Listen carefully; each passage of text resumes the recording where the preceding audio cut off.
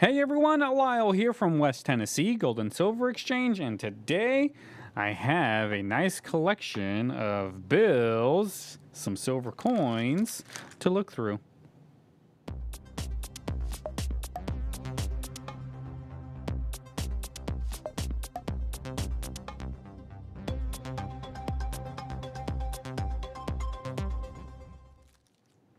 Hello everyone and welcome. My name is Lyle and I own West Tennessee Gold and Silver Exchange here in Savannah, Tennessee. And I do a lot of videos of all of the cool collections that come into the store, plus some unboxing videos, stuff that I get from the suppliers. So if you like that kind of content, make sure you like, subscribe, so you can stay up to date on all of the cool collections that come into the store.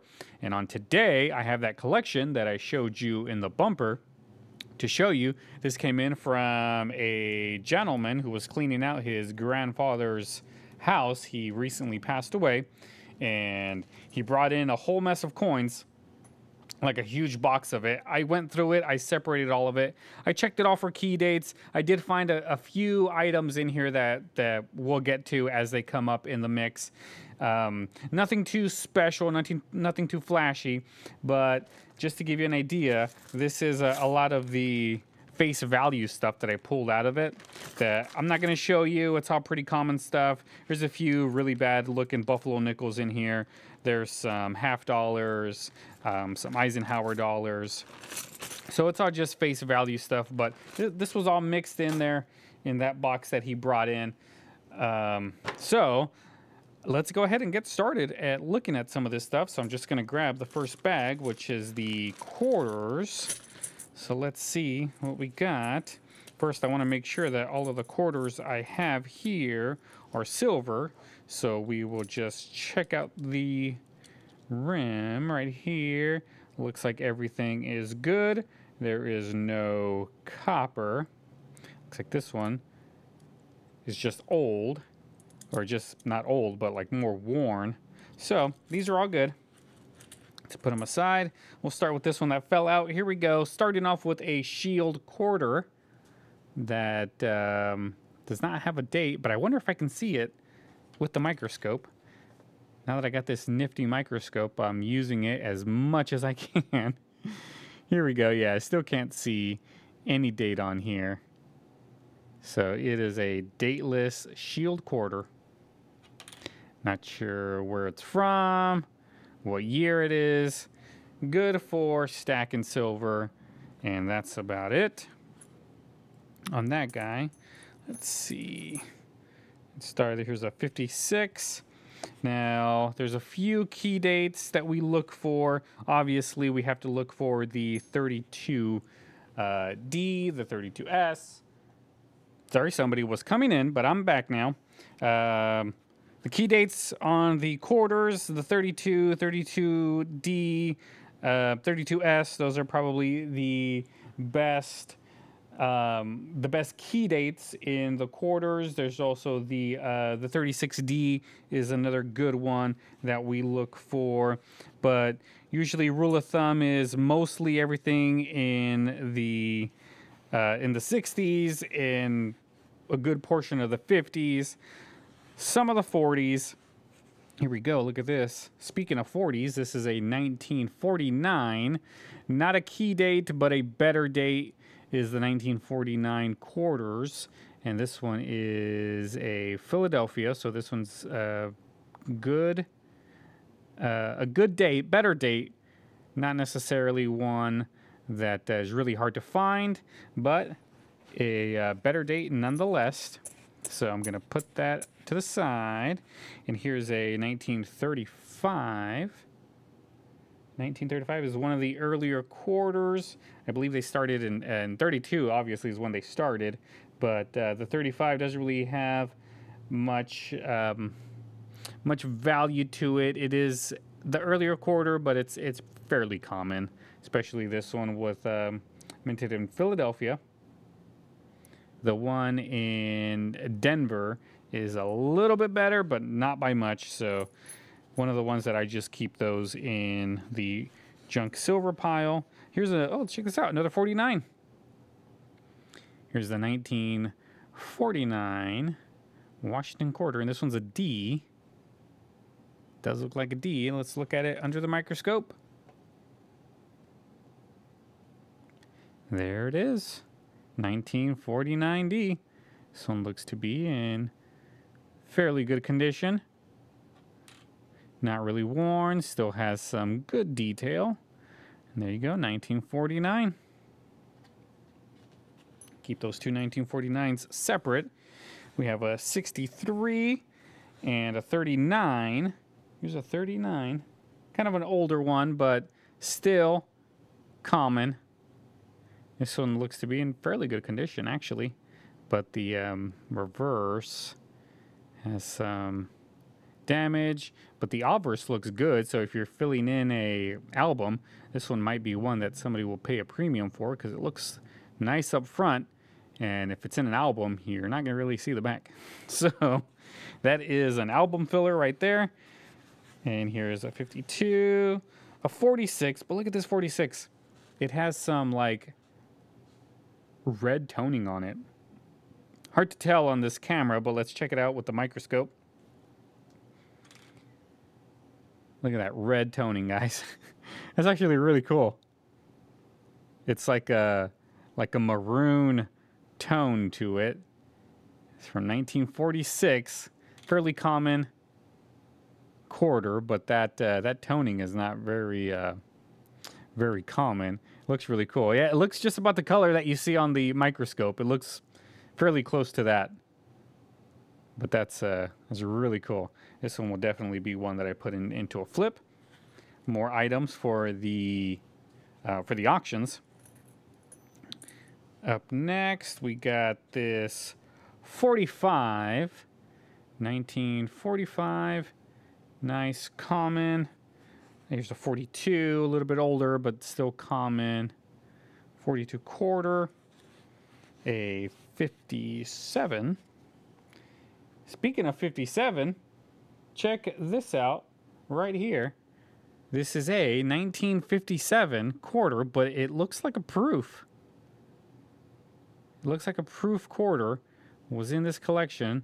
Look at all of that luster on it. It's a nice looking 1957 quarter. Definitely one I'll put in a flip for the auction. If you're not signed up for our auctions, make sure you go to www.westTNexchange.com, get registered, and meet us at the auction. Usually I have them Tuesdays and Fridays. Sometimes I have to skip them every now and then, but it's one of those things that I can't help when you are a one-man army.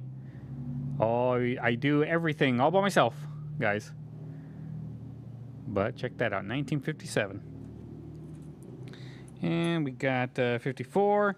Here's a 44. Common, but older one. 44, 64, 64, 64, 51. The rest of these look like they are all common. So we got some stuff for the junk silver bin. We got some stuff that will go in flips into the display case. If not, they will go to the auctions and they will get auctioned off. Now, I don't know. Here's my bag. Try to keep these separate.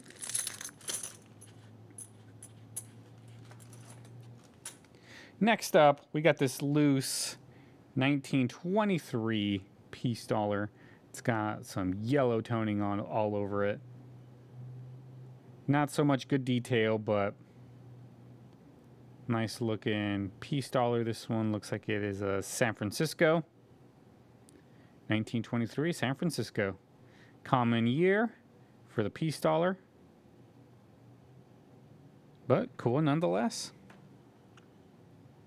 Here we have some more Rosies. Now I've been getting a lot of Roosevelt dimes lately. These are all silver. I checked them all and then I put them in here. I separated it from the regular change.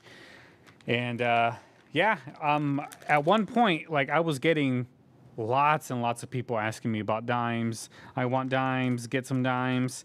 And now I got some dimes. They just keep coming and coming, but everyone who said they wanted dimes is non-existent now. So I have a lot of dimes for sale.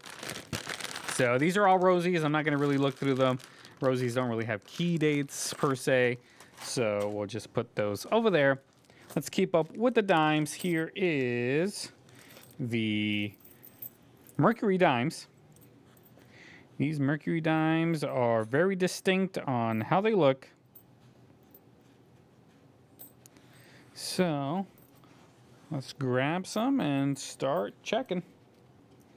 Get these in 2 piles. There we go. Let's start checking.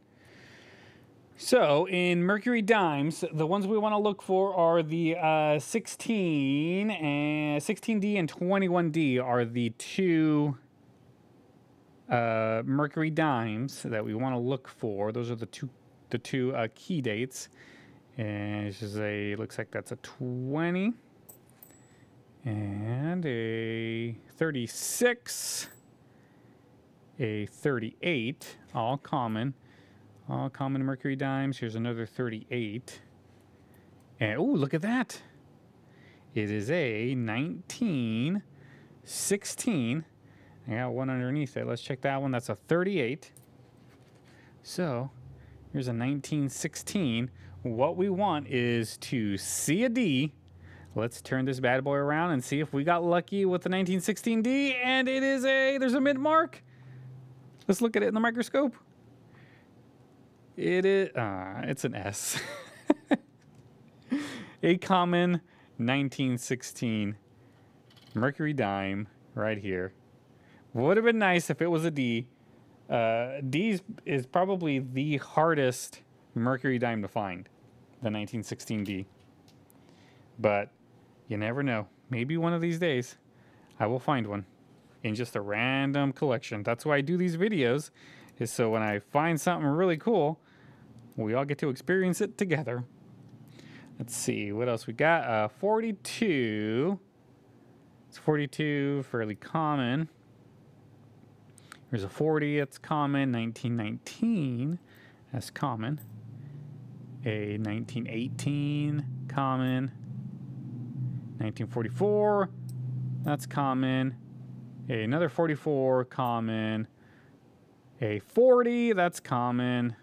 44, common. And a 41, common. So all of these Mercury dimes are common. They will go into the junk silver bin, or into the Mercury junk silver bin. I kind of keep everything separate into junk silver bins now, since I've been getting people that I've been getting some people that come in and they go, "Hey, do you have any like Mercury dimes?" And I go, "Yeah." So I bust out the dimes and everything's in there. The Barbers are in there, the Rosies are in there, the Mercurys are in there, and they have to sit there and look through them. So I was like, okay, well, I'll separate everything but keep it in the same bin. So if somebody wants Mercury dimes, I can just get the Mercury dimes out and have them look through them. So up next, well, actually, before we get to those halves, I want to get to these guys right here. All of these are 40%. 40% Kennedy halves right here. Kennedy halves don't really have any key dates per se. There are a few that were not put out for regular circulation. So if you find those, it's kind of like finding a proof quarter in a roll of quarters. It's kind of the same idea. Proof quarters were not really meant for circulation. They were meant for like collector's items. Same with some of those. So let's look at these guys right here. I think this is just a mix of everything. These all look to be Franklin's, Kennedy's, Mysteries, some more Franklin's, some more Kennedy's. I sure have been getting a lot of 90% coming in. There was a time where I couldn't keep 90% in the store at all. I'd get it, and then somebody would come in and say, "Hey, do you have $50 face value worth of junk silver?" And then I go, "Yeah, I do." And the next person would call me and say, "Hey, do you got $10 worth?" And I say, "Sorry, the guy before you just bought everything." That's how it was for a while. Up first, we're going to do these Walking Liberty halves. This is a 1943. That is a common one. And then we have a mystery. Oh, it looks like it might be a 1941 Franklin half. Or not Franklin, it's a Walking Liberty half. Looks like it's been thrown through the ringer. Looks like it's been cut, heavily worn. It's been run over. It's been in someone's pocket for a while. So this is probably something that I will end up throwing into just the junk silver. Not the junk silver, but the silver that goes to the refinery to get melted. It's probably what would happen with this one, because it is extremely, extremely worn and beat up. Next, let's do these Franklins. We got a few Franklins here. Nothing too special. Franklin halves, again, don't really have much key dates. They might have varieties like the Bugs Bunny variety. The 1955 is probably the closest one you will find in as a key date would be the 1955, but they are still very common. They're still out there. Some of the proof ones actually do go for good money, though, so that's something you want to look out for. See if you can find any of those proofs, but these look like they're all just common Franklin halves, so these will go into the Franklin half scrap bin. Well, not scrap, but you know what I mean, the 90% stuff. And here we have a lot of Kennedy halves. These are all going to be 1964 Kennedy halves right here. I got quite a few of them. These guys have been coming in fairly regular now. There was a time where I would get 10 or 15 come in, and then all of a sudden they'd be all gone. And then I'd get like 30 people asking for them. But now this stuff's been really slow here as far as people buying. There was a time I was selling tubes left and right, but we're not in those times anymore. Hopefully after summer, things will start picking up again. So that's all of the $50, guys. Now let's see these bills. Check these out right here. Got some older currency. It's a $2 red note from 1953. Now these guys, I get a lot of people that come in asking if these things are worth anything. They're really not worth that much. They're not worth much more over face value, these guys. I've had a few in the display case that I've been asking like $10 on, but haven't had a single person ask me about them. People do look at them and they go, oh, that's neat, but they don't really buy them. These things is just one of those things that I just hold on to as more memento type deals. But maybe one day these will be worth something. Here's one from 1928. Doesn't look like it's in bad condition, really. It does have a signature or something back there. And some damage up top. But it's from 1928. Fun to look at, though. Here's one from 95. Look at that, 1995 from Georgia, Atlanta, Georgia. And 95 was a good year. Probably my favorite year. And so close, look at that. It's 4989, 4939. Very close to being a, like one of those repeater notes. It's probably my favorite reverse of a bill is the Declaration of Independence. So much happened there to be a fly in that room. But that's really close. That's really close. Here is a $2 red star note. You can see the line right there. They didn't cut it right. The top looks like it's very thin. But this is from 1953. 1953, this was out. And these bills were floating around. People were using them left and right. Here's another 1928. 1928, let's look at the serial number. Nothing fancy about it.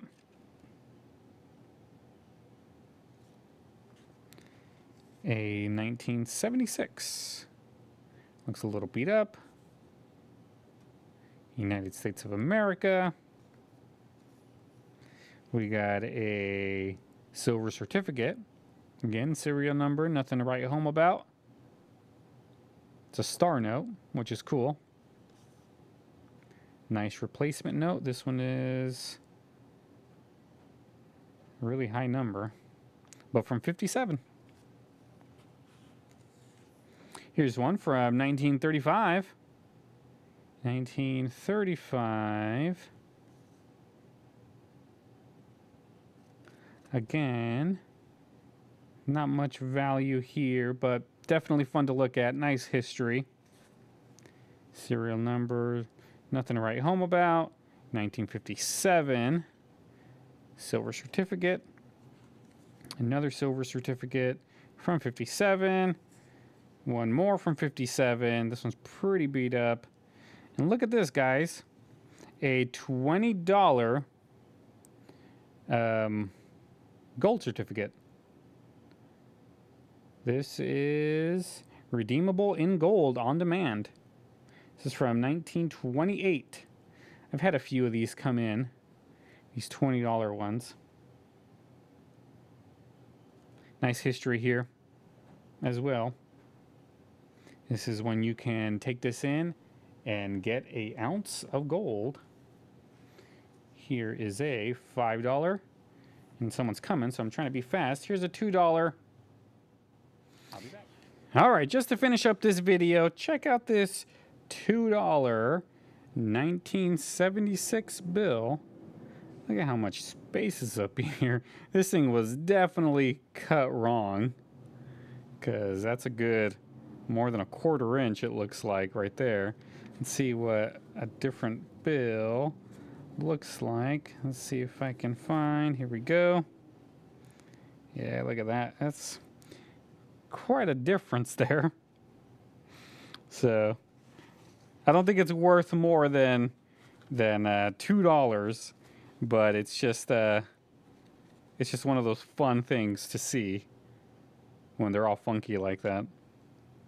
The reverse is about the same. Doesn't look as bad as the front, because the bottom looks like it's just about to miss the edge. But very nice. Awesome, guys. Well, that is this collection right here. If you guys enjoyed this video, make sure you like, subscribe, so you can stay up to date on all of the cool collections that come in, because you never know.